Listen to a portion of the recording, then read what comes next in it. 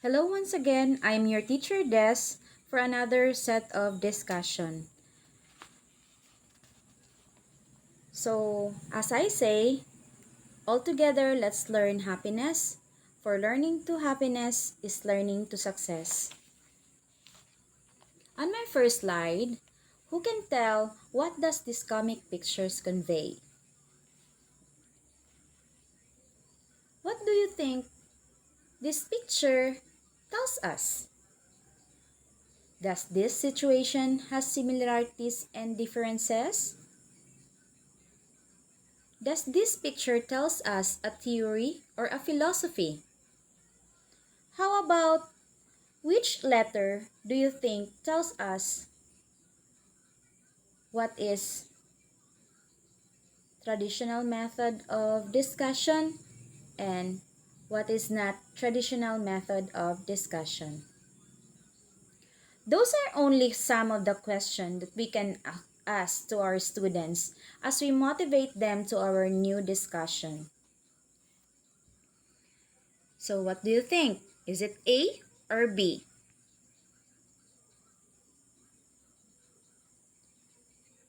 Confucius believed that I hear and I forget, I see and I remember, I do and I understand. What do you think would be this passage would be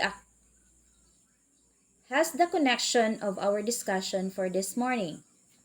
What do you think would be the philosophy of education I will be discussing? Okay. So today I will be discussing constructivism and reconstructivism. So there are some philosophers which were the proponents of constructivism. First is Jerome Bruner. Second, we have Piaget. We have Lev Vygotsky and John Dewey. Actually, there are still many philosophers which were the proponents of this constructivism. So these four are most famous on this constructivism. So what do you think would be their contribution? First, for Jerome Bruner, very influential psychologist, which he concerns with cognitive psychology and lead to a particular interest in the cognitive development of children and just what the appropriate form of education must be. With Jean Piaget, we have developed or he developed the cognitive learning theory, which felt children were active learners who constructed new knowledge as they moved through different cognitive stages, building on what they already know. So what are those four stages? So we have sensory motor, we have pre-operational, concrete operational, and formal operational. Actually, it is already discussed on this cognitive stages. So when we say sensory motor, learning takes place primarily through the child's senses and more motor action. While pre-operational is that the children begins to use symbols and images. Concrete operational is that children begins to think logically, and formal operational children begins to think in an abstract way.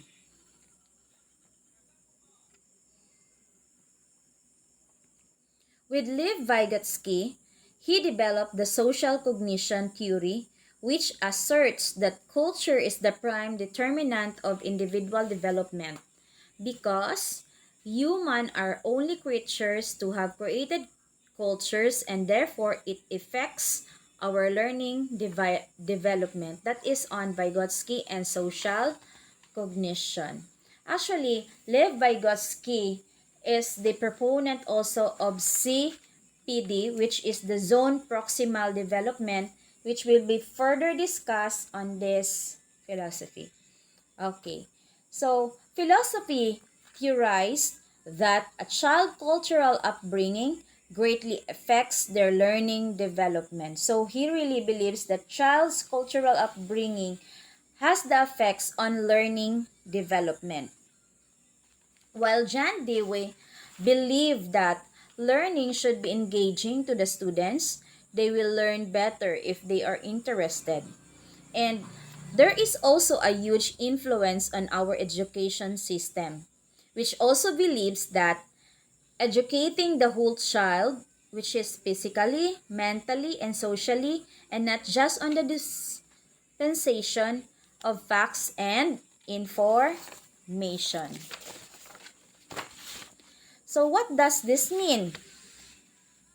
It means that in a constructivist setting, the role of the teacher is to engage information around conceptual clusters of problem, the questions and discrepant situation in order to engage the students' interests.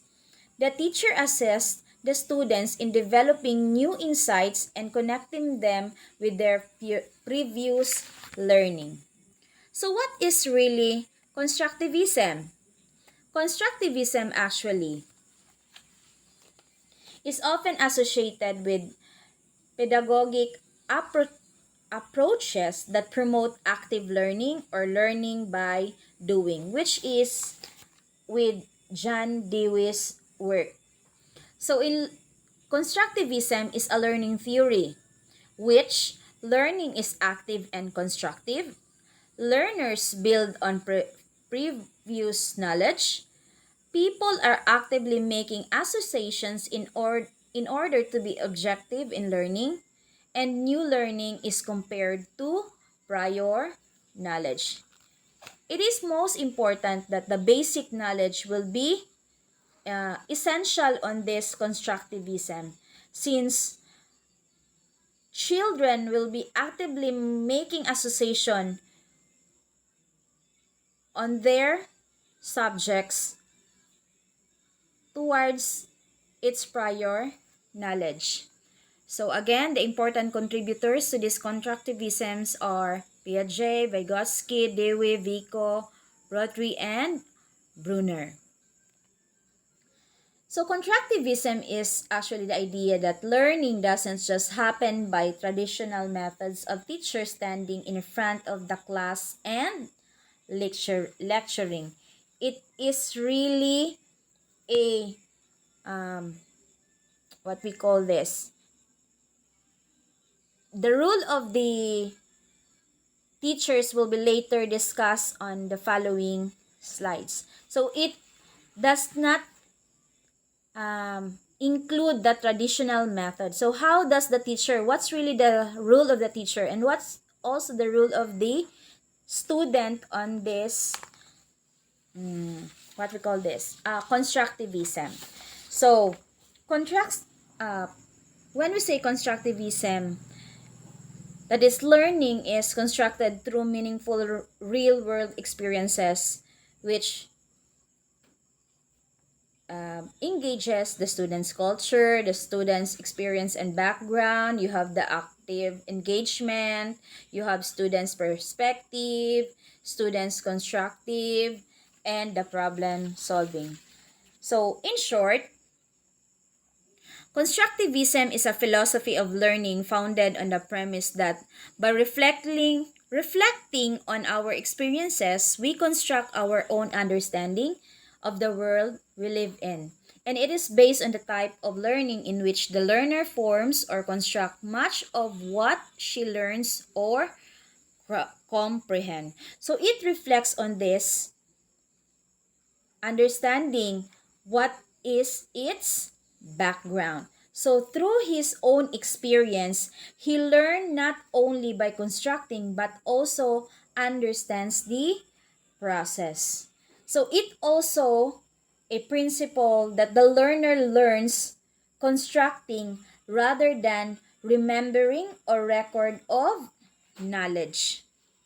So a learning theory based on the principle that learners construct rather than record of knowledge.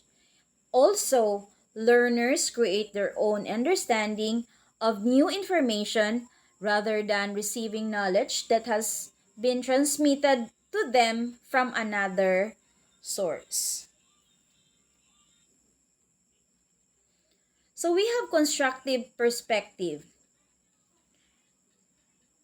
The way in which individual construct knowledge can be viewed from different perspectives. First is cognitive constructivism, which focuses on individuals' internal construction of knowledge, which was which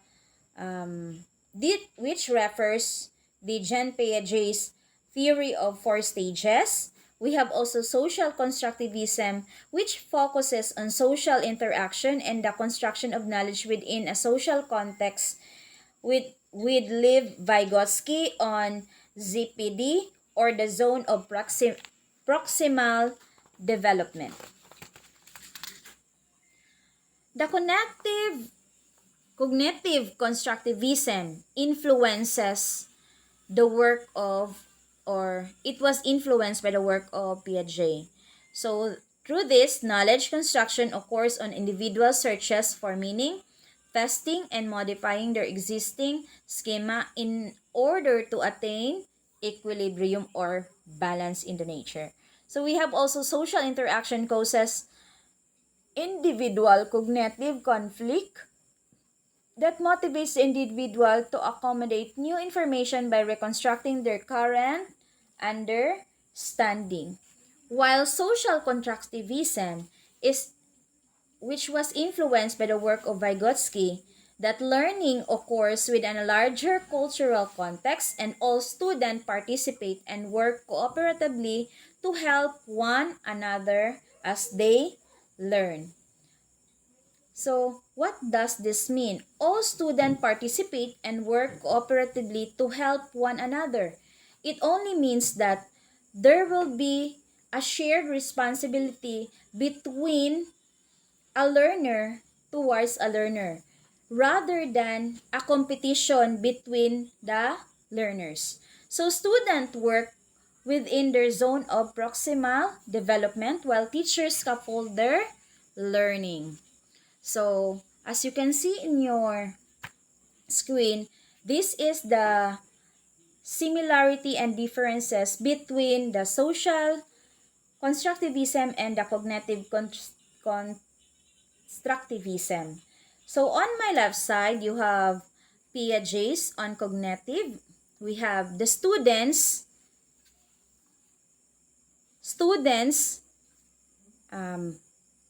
this refers to students, which it implies on cognitive, while Vygotsky has its social. While facilitator or the teacher's role on cognitive constructivism is facilitator, while Vygotsky on social constructivism is mediator. For the stages, we have stages for 4 stages on Piaget, and there are no stages on Vygotsky.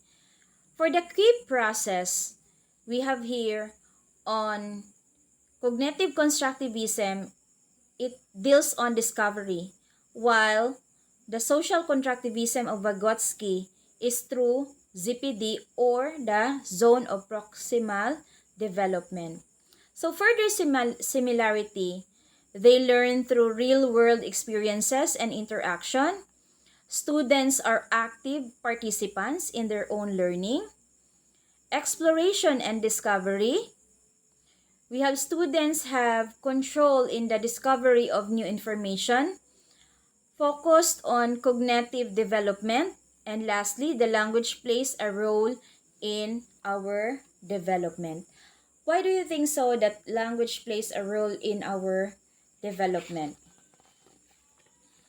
So, what's really the role of the teacher?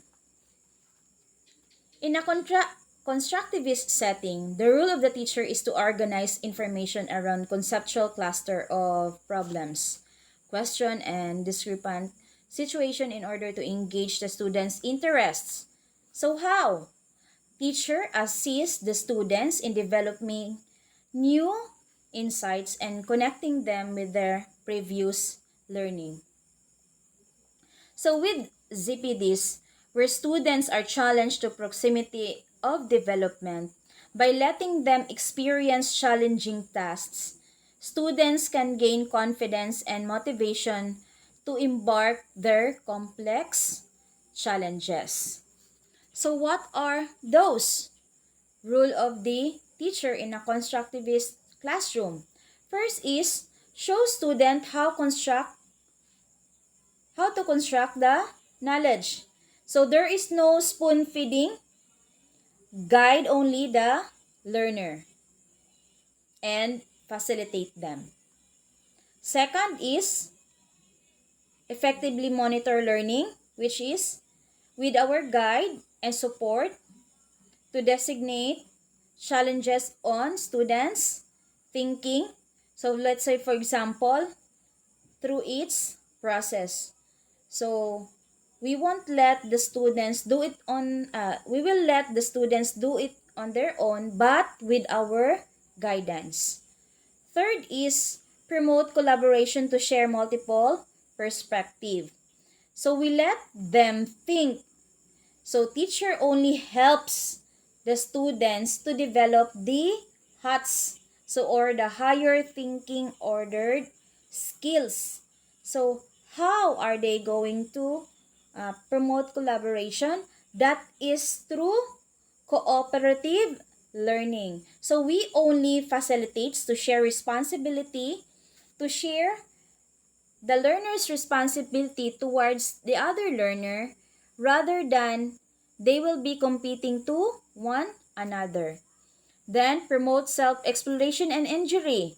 So through this, let them think, let them have the activity, let them ask question, not only to you, but towards their groupmate or towards the other learner. And lastly, design authentic experience. So since you are constructing and you are developing new learnings through their hands-on, that's why this comes on they learn by their own experiences or they learn through their doing. So constructivist teacher actually is learning is not passive process of simply receiving information. Rather, it involves deliberate, progressive construction and deepening of the meaning. So, as they go on the process, we should discuss to them or let them know what's the use of that or what would be its a real situation example so that they could have the deepening of the meaning. So we won't let the students just hang on their own but with our guidance. So constructivist teachers take on the role of learning facilitator rather than information provider. So that's why through every learning we only need them to do their activity with our guidance.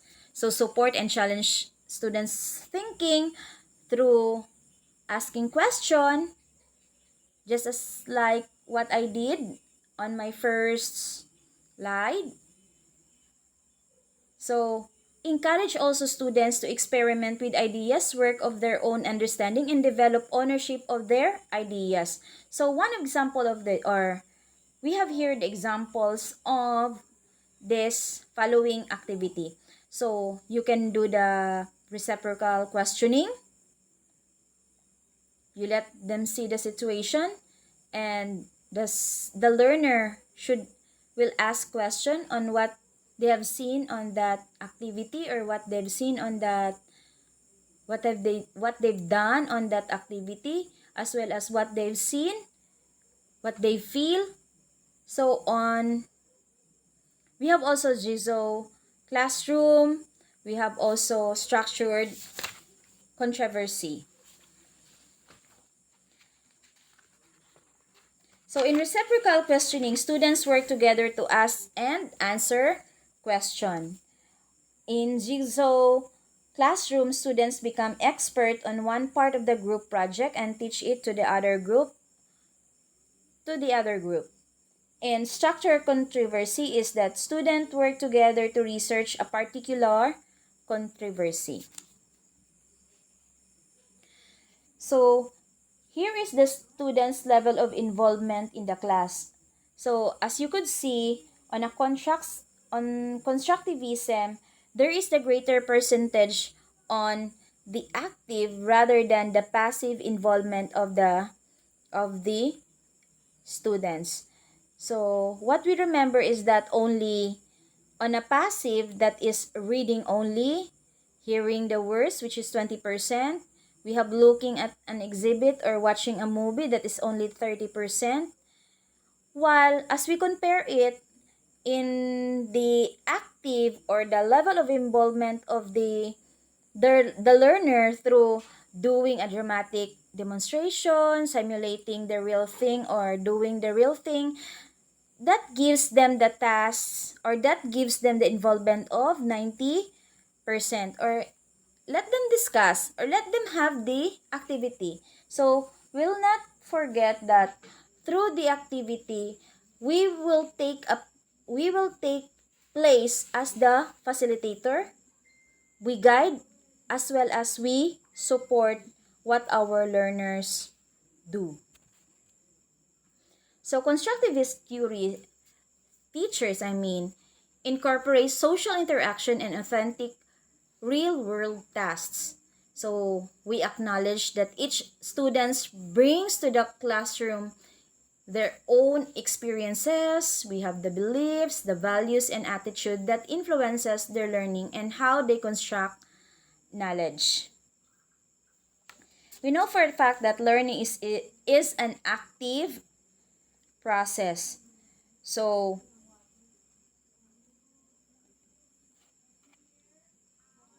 which students should learn to discover principles, concepts, and facts for themselves. Hence, the importance of encouraging guesswork and intuitive thinking of the students. So as you can see here, that learning constructivism, that learning is an active, contextualized process of constructing knowledge based on the personal experiences and social engagement. For their background, their social, for their CPD, we have scaffolding, MKO, and its history.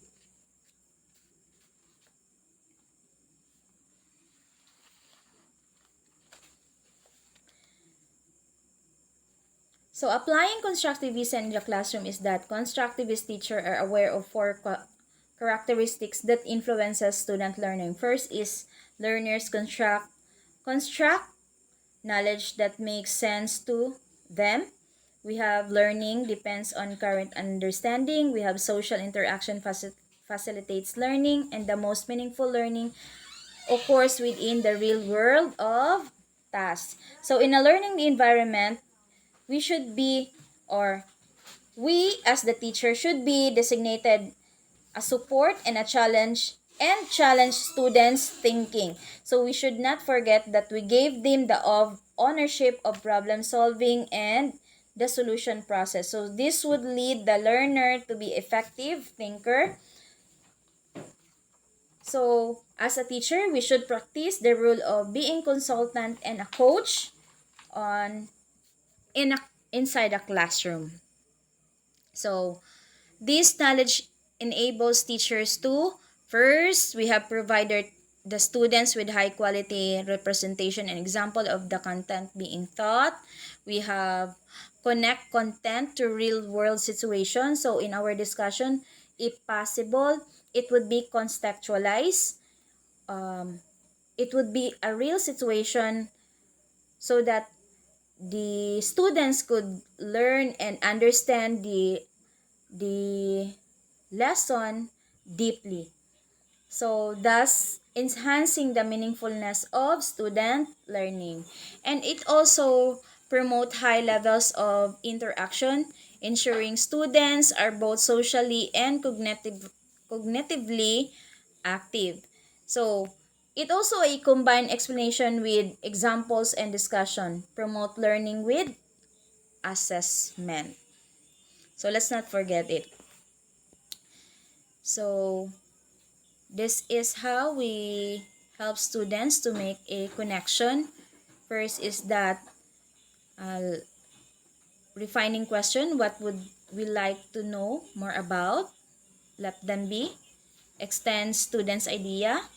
Reflect on what we have learned and finding out what students know. So let's not forget that we should always involve our learners on a certain discussion that let's see, or what we call this, we'll have to find out what are their basic knowledge on that lesson. Maybe they have the experience on that, or they have the background on that lesson. So will help them, this help them to connect the situation or the learnings. So with this, we have to refine the questions. What would we like to know more about?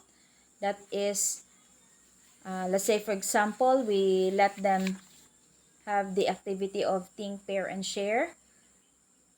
We have process to prioritize class question. We have the brainstorming. We have develop a plan, a research, a group task. It could be. So, we have also the reflecting on what we have learned. So that is refining concepts, the images, the making a big book on what we found out. We have the personal diary of learning and others. So this helped the students make a connection. So again, let's really, on this constructivism, learners are, we find to be a critical thinker with our support and guidance. So again, constructivism is that teacher engage students by providing knowledge expansion tools that the student used. We have collaboratively and cooperatively through inquiry, exploration, teamwork, whole group discussion, and evaluation. So, the learner listen, collaborate, explore, and evaluate on constructivism. So, which are the advantages of constructivism? That students listen to their peers, to their co-learner. Students collaborate with group member. They have the shared responsibility. Instead of competing, they will be sharing their knowledge, or they will be sharing their own experiences. They will explore independently with our guidance as well as the support, so that they will own their own solution on their problem process. So the teacher evaluates what students learn. Well, actually, which is basic, it only says that assessment and learning goes on, assessment and learning goes hand in hand in a constructivism. So for the disadvantages or disadvantage of constructivism, which this requires extensive planning of time. Why? It is because students should learn its basics, which is essential. That is why basics are essential on constructivism, which is across all the subject matters, because it requires the planning.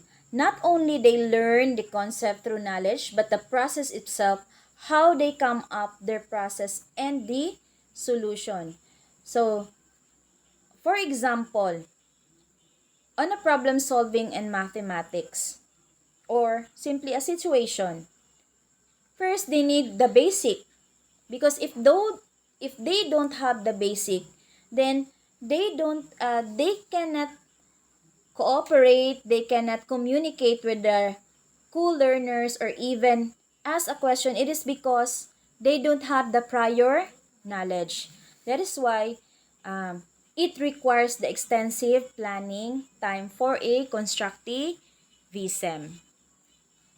So for 21st century learners, we know for a fact that live in a rapidly changing technological advanced world. We have our hands-on learners who enjoy social interaction through different platforms, work in diverse multicultural classroom. We have also a constructivist approach not only enables teachers to effectively cater for the needs of 21st century learners, but also assist them as they help their students to grow into effective and independent learners. So constructivism in 21st century, that the day of the teacher standing in front of the class and delivering information are, we know it that it's already diminishing. Schools are not moving towards teaching the case skill and the equip pupils with the tools to become effective independent learners. This must be which is the primary aim of the future in the education. So, again, the role of the student in a constructivism is that the learner should be actively involved in the process. Because if there would be no involvement of the learner, then it becomes passive. It is only a knowledge. But there's no the process of understanding on how they learn that things or that subject. So we take much responsibility through sharing, not on competition. So there would be a collaborative learning between a learner and the co-learners. So they can ask questions, they can query on something. They are just sharing but not competing. And construct and understand what they are learning. So, if we are to give children the education necessary to succeed in our technological intense global future, a new form of educational practice, one that builds on children's native learning abilities and technological competence, must replace our existing method. Is it really necessary? Okay. So, these are the following components that we should remember. First is that we use active learning activities. So, what is using active learning activities? Second is instructor as a facilitator. And lastly, that learning is socially constructive. When we say use learning or use active learning activities, is that learning activities should activate students' prior knowledge. That is why in our DLL or lesson plan, we have the motivation there, which inculcate or which establish what students or what is the learner's prior knowledge. So they example for this that we can include posing a question, we have a solving problems, we have performing experiments, posing real-world problems, and generating discussion among learners, and this activity must relate to the area being studied. So, another is that instructor is equal to facilitator. So, what does it mean? The instructor is the coach and the mentor whose role is to be probe, question, and relinquish control to the student. So the instructor provides students with a framework to follow as a guide as well as activity to guide them through the inquiry process. So students are active learners, not a passive participants. So we should remember that. So we won't instruct them, but we will facilitate. We will guide them and as well as support them on the process on learning.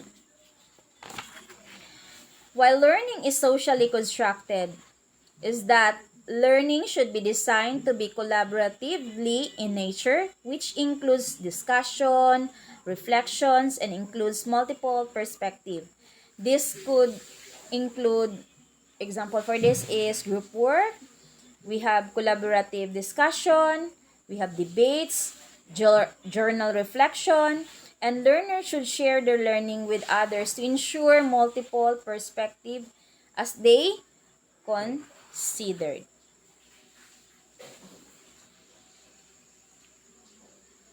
So what are the benefits of constructivism? First is understanding increased when students are actively involved in the learning. So through the active participation or the active involvement of the learners, they develop an increasing understanding on their subject matters.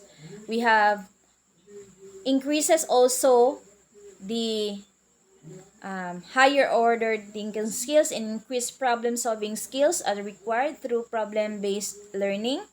We have metacognition increases as students become adaptive at reflective practices.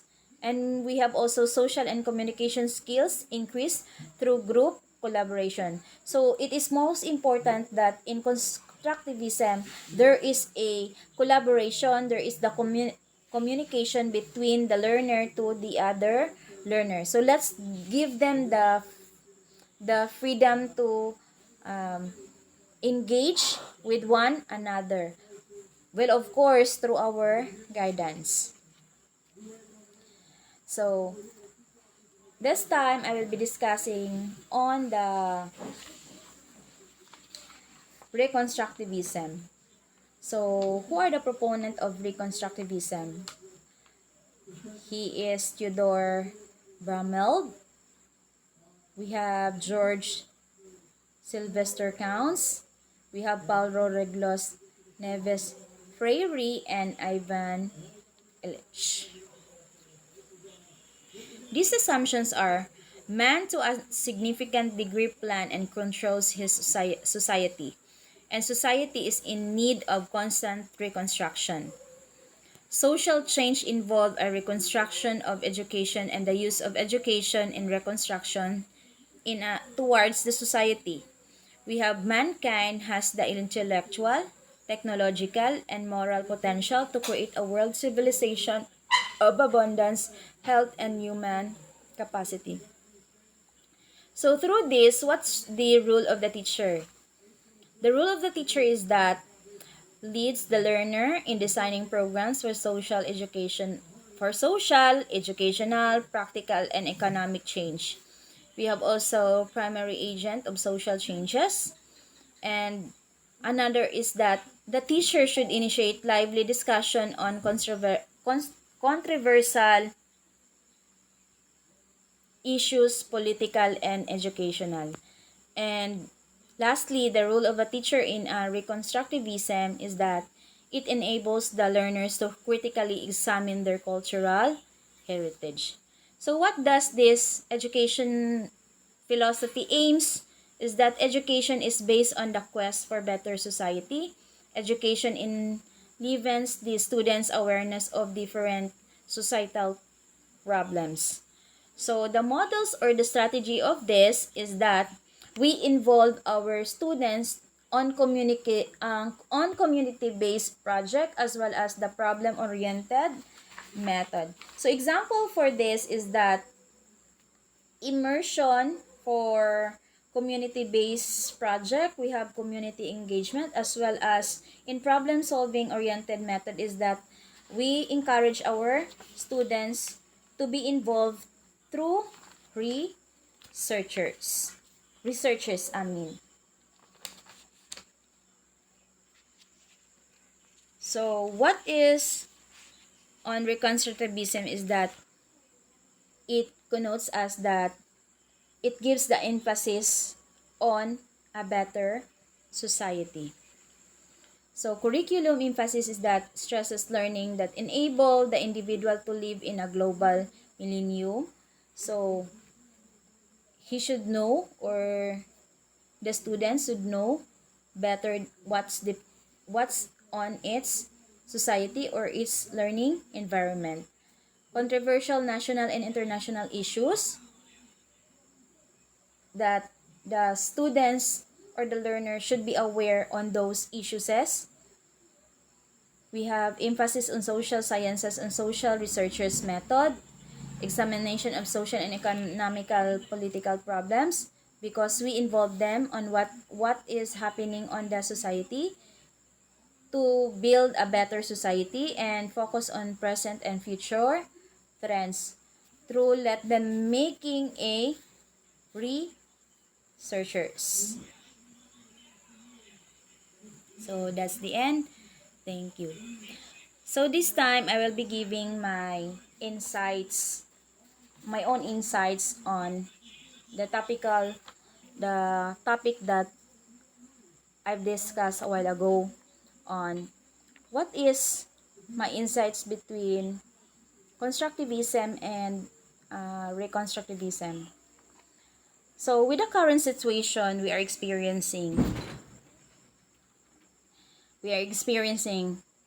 I, as an educator, would value the capability and skills of our learners, especially that each learners are unique, and that learner which will be influenced by the social development by mingling with their other group mates. So, through practicing or shared responsibility, so let's not also forget that morals indeed should not be forgotten, because they need still the guidance and support from the teacher as part of the process. We should also give importance on their background and its culture to acknowledge their uniqueness and complexity. So as you can see there that there are that the learner creates his own knowledge on constructivism. So we give importance to the process because learners are unique and the knowledge is influenced by social by the society. So teachers should stand as motivator, and let's not also forget that teachers should motivate these students, encourage the students, and let us utilize reward system as an integral part of the learning process. So we already know that with the importance also of social constructivism and cognitive constructivism is that learners, uh, we should always support them. Okay, so we should support them by, is it only so to wherever their activities, we should not let them do without our guidance. We will have the guidance there. We have also be a facilitator, not an instructor, but guide them through their learning. Okay. So we let learners be visible, encourage them to participate actively, whether in person classes or not in person classes, or on whatever mode of learning we adapt. So we cannot deny that within our situation, instead we look on the negative side, we should look on the positive side. So we should be resilient and took on its advantages, just as like Reconstructivism taught us that teachers should be the leader in designing programs of the school.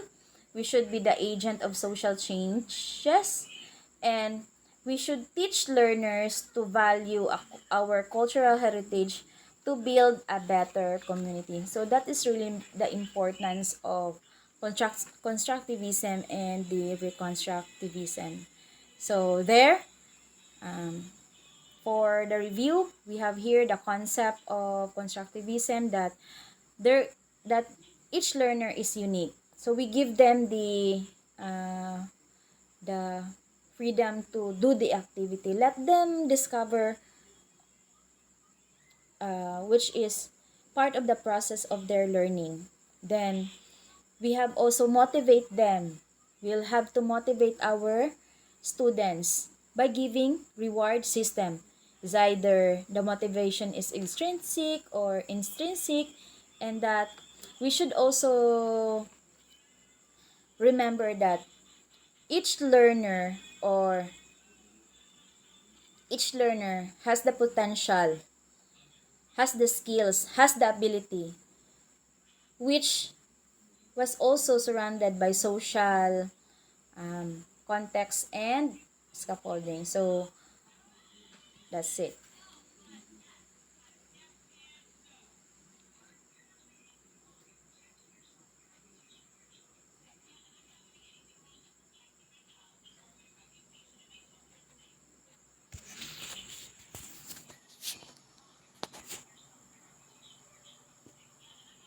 Hey, good luck.